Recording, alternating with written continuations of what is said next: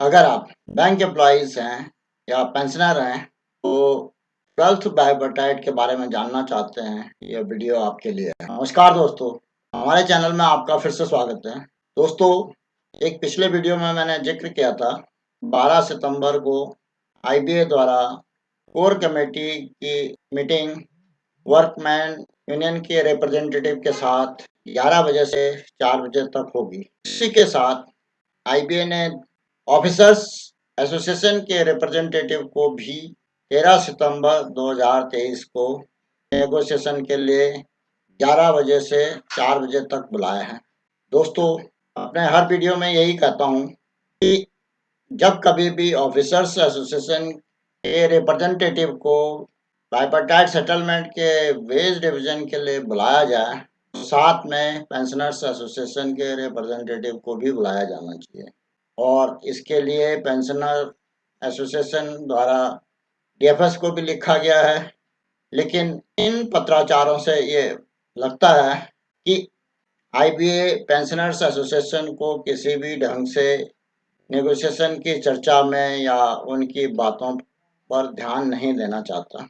चाहे पीछे की बैकग्राउंड में कई पेंडिंग कोर्ट केसेस हों, खास तौर पे दिल्ली हाई कोर्ट में काफ़ी केसेस हैं जो कि आईबीए और गवर्नमेंट के खिलाफ हैं, और उसमें कोर्ट द्वारा बार बार आईबीए को और गवर्नमेंट को कहा जा रहा है कि आप कमेटी बिठा करके इस मैटर को सेटल कीजिए।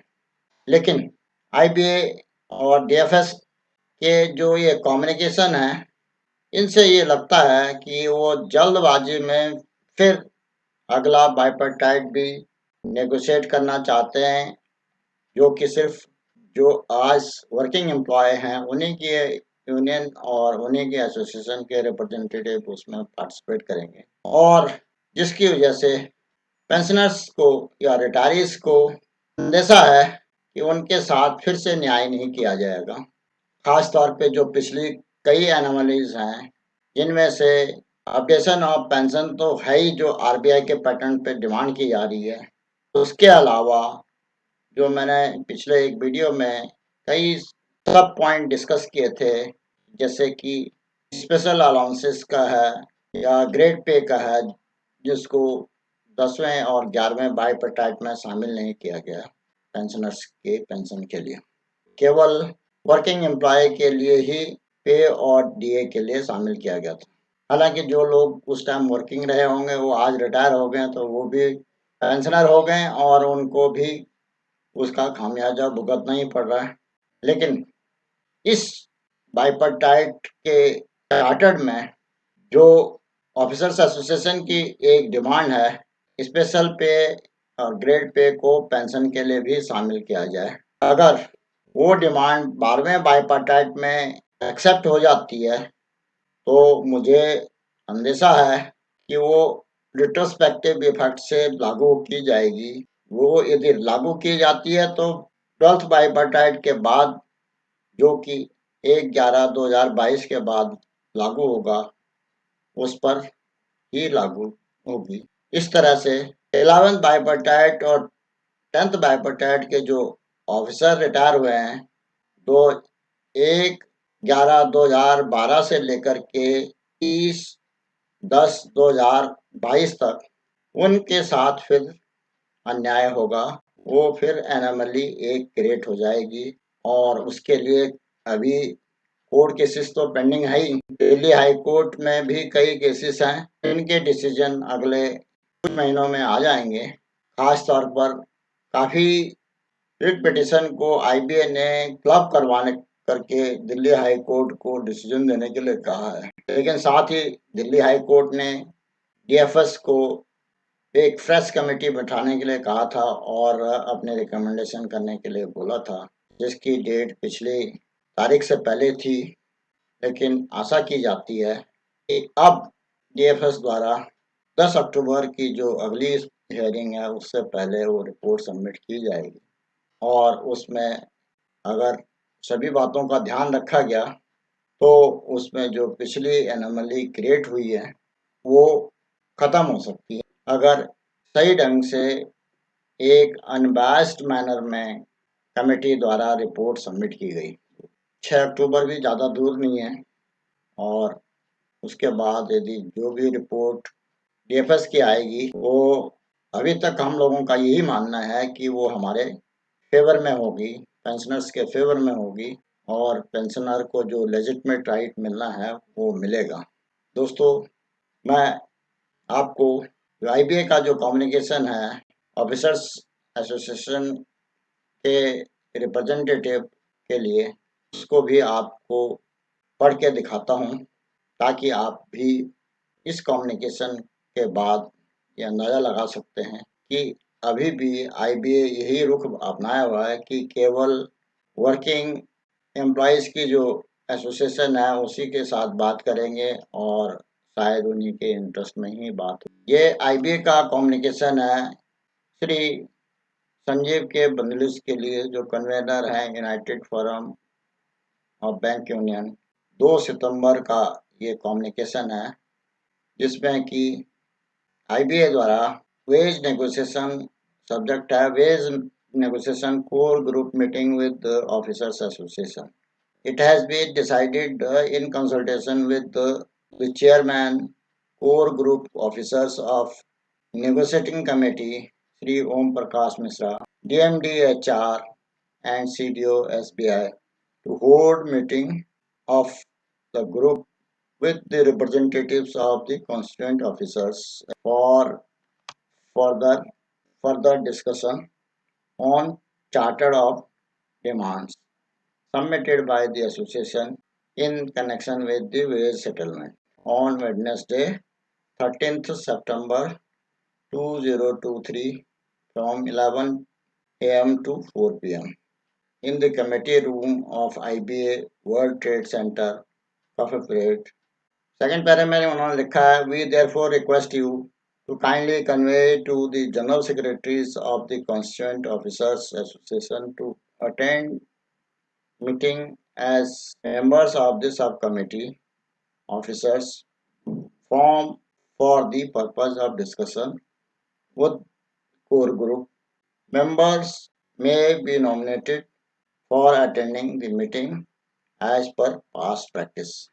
ये जो member may be nominated for attending meeting as per past practice, ये काफ़ी इम्पोर्टेंट पॉइंट है जिसमें कि आईबीए द्वारा ये स्ट्रेस किया गया है कि जो पास्ट प्रैक्टिस चली आ रही है उसी के साथ नॉमिनेशन हो मेंबर्स का मीटिंग के लिए। इससे साफ हो जाता है कि इसमें केवल और केवल जो वर्किंग ऑफिसर्स हैं उन्हीं की एसोसिएशन के मेंबर इसमें पार्टिसिपेट करेंगे और इससे क्लियर हो जाता है कि रिटायरीज और पेंशनर्स का कोई भी रिप्रेजेंटेशन नहीं होगा इसमें। यह letter Brajeshwar Sharma, senior advisor HR and IR है। इस तरह से ये लेटर 2 सितंबर का है। ये पब्लिक डोमेन में अभी आया, तो इस लेटर के कॉग्निजेंस को लेकर के हम ये कह सकते हैं वेज रिविजन फिर भी उसी दिशा में जा रहा है जहाँ से अब तक के वेज रिविजन हुए हैं। दोस्तों, मैं 12th बायपार्टाइट की जो प्रोग्रेस हो रही है वो शायद डीएफएस के कहने पे या भारत सरकार के कहने पर इसमें मीटिंग जल्दी करवाई जा रही है और शायद ये 1 दिसंबर 2023 की जो डेट फिक्स की गई है उस डेट से पहले बायपार्टाइट सेटलमेंट हो जाए। लेकिन उसमें क्या पुरानी जो गलतियां हैं उनमें सुधार हो पाएगा? इसमें एक लैंडमार्क जजमेंट है जो कि बैंक ऑफ बड़ौदा और अदर्स के केस में थी और उसमें फाइनली डिसीजन हुआ था कि पेंशन के लिए जो आईबीए और गवर्नमेंट ने कई अपील फाइल की थी उनको दिल्ली हाई कोर्ट ने डिसमिस कर दिया था और ऑफिसर्स की अपील को, पेंशनर्स की अपील को एक्सेप्ट करके और फाइनली ये डिसीजन दिया था कि जो उनकी डिमांड है वो जायज़ है। और इस तरह उसके बाद आईबीए ने भी अपने इंस्ट्रक्शंस जारी करके बैंकों को जो 2005 से और पहले 98 और 2005 के बीच में जो एनोमैलिटी क्रिएट की गई थी उसको खत्म किया गया था और उसके लिए बैंकों को इंस्ट्रक्शन दी गई थी कि एरियर के साथ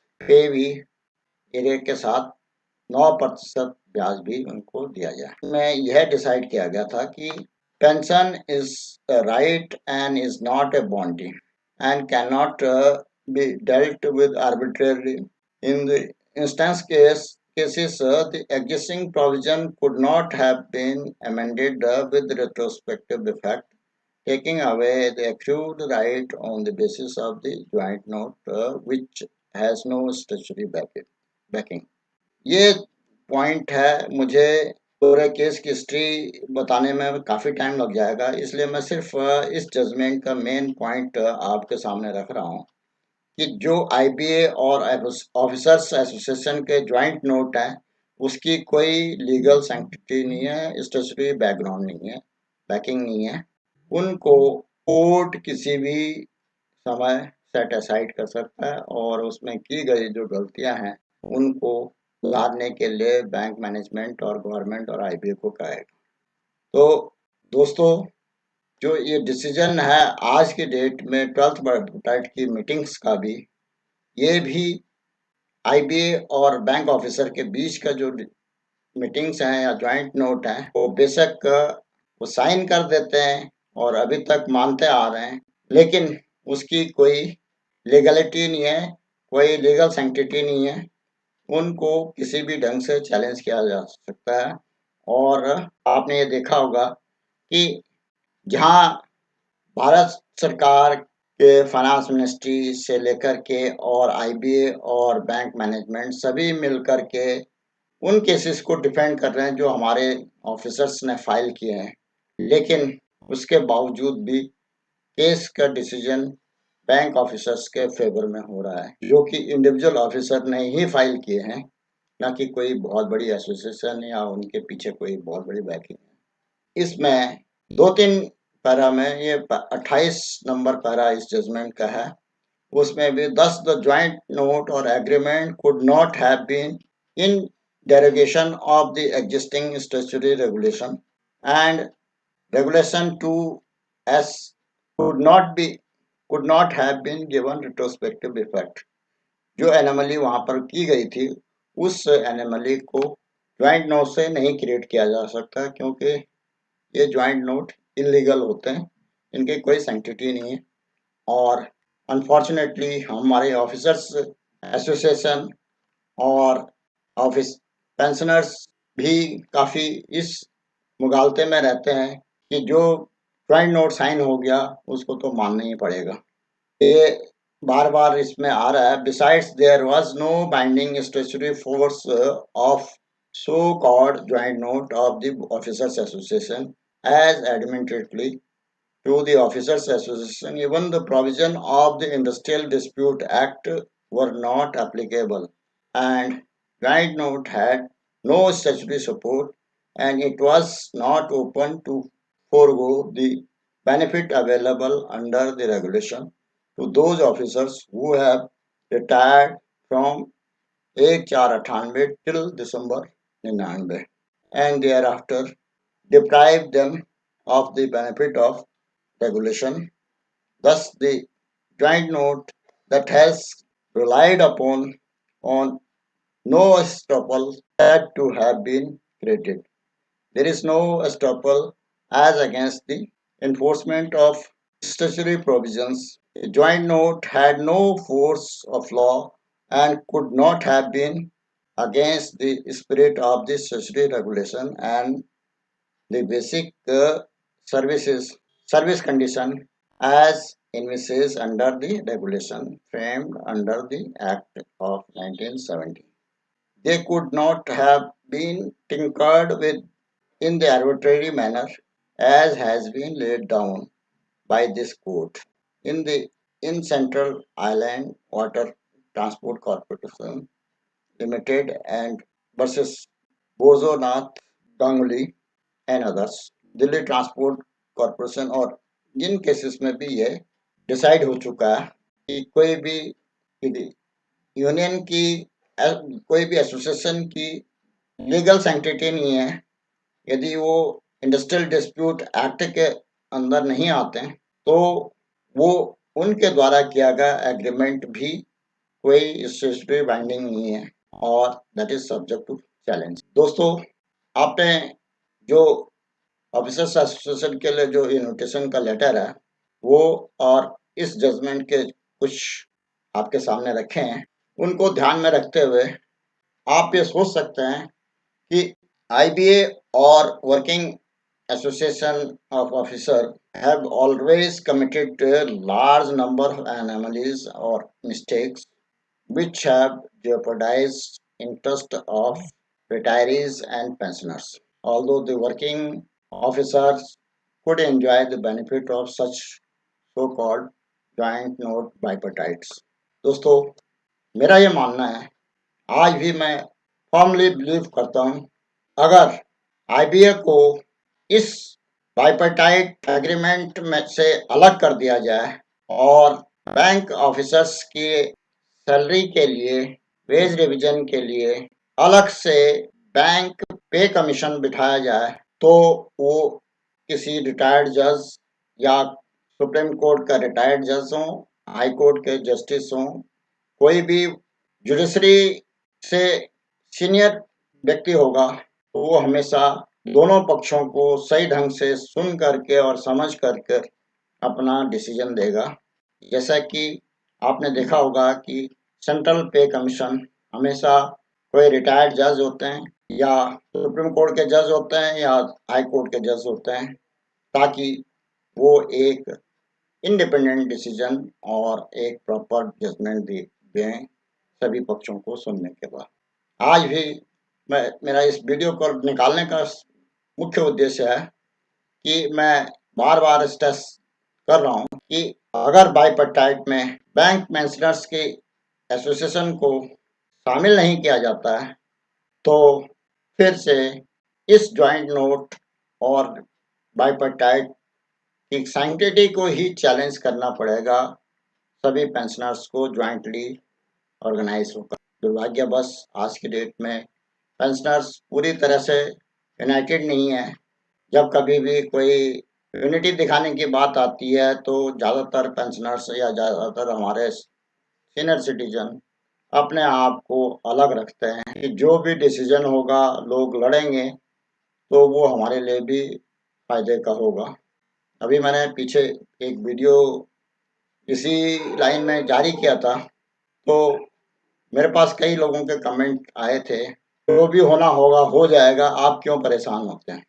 लेकिन दोस्तों, जो लोग अकेले हाई कोर्ट में, सुप्रीम कोर्ट में अपने दम पर इन केसेस को लड़ रहे हैं, उनके बारे में सोचें कि वो कितना रात दिन एक करके अपना तन मन धन से, एकाग्र मन से वहां पर काम कर रहे हैं। हालांकि अब पिछले एक आध साल से हमें कुछ ऑफिसर्स के जो पेंशनर्स की, रिटायरीज की एसोसिएशन है वो इस मामले में शामिल हो रही हैं, लेकिन उनमें भी कई लोग ऐसे हैं, कई एसोसिएशन ऐसी हैं जो कि अपना क्रेडिट लेने के चक्कर में 2-4 चिट्ठियां डीएफएस को लिख देते हैं, 2-4 चिट्ठियां अपने एसोसिएशन के मेंबर्स को लिख देते हैं, इधर-उधर लिख देते हैं और उसके बाद जो नेट रिजल्ट होता है वो बहुत ज़्यादा फ्रूटफुल और वर्थवाइल नहीं होता। क्योंकि जब कभी भी कोई स्टेटस इलीगलिटी की जाती है तो उसका चैलेंज केवल कोर्ट से ही हो सकता है और कोर्ट से ही न्याय मिल सकता है। तो दोस्तों, मेरा एक अपील है इस वीडियो के द्वारा, सभी पेंशनर्स, अब बैंक पेंशनर्स यूनाइट होकर के अपने जो कोर्ट केसेस हैं उनको, जो इंडिविजुअल द्वारा फाइल किए गए हैं, उनको पूरी तरह से सपोर्ट करें। उनको जितना लीगल सपोर्ट की ज़रूरत है वो भी करें। यदि उनको लीगल एक्सपेंडिचर्स को बेयर करने के लिए सपोर्ट चाहिए तो उसके लिए भी हम अपने फंड्स कंट्रीब्यूट करके और उन लोगों को मदद कर सकते हैं। जब तक सभी लोग यूनाइटेड नहीं होंगे तब तक आप लोगों को, हमें जस्टिस नहीं मिलेगा। दोस्तों, आज के इस वीडियो में मैं इतना ही कहूँगा। आशा है इस वीडियो दी गई जानकारी से आपको लाभ होगा और ये आपको पसंद भी आई होंगी। अगर पसंद आए तो इसको लाइक करें और अपने दोस्तों में शेयर भी करें। साथ ही नए-नए वीडियो के लिए इस चैनल को सब्सक्राइब भी करें। जल्द नोटिफिकेशन के लिए बेल आइकन दबाना ना भूलें। वीडियो को अंत तक देखने के लिए धन्यवाद। जय हिंद, वंदे मातरम।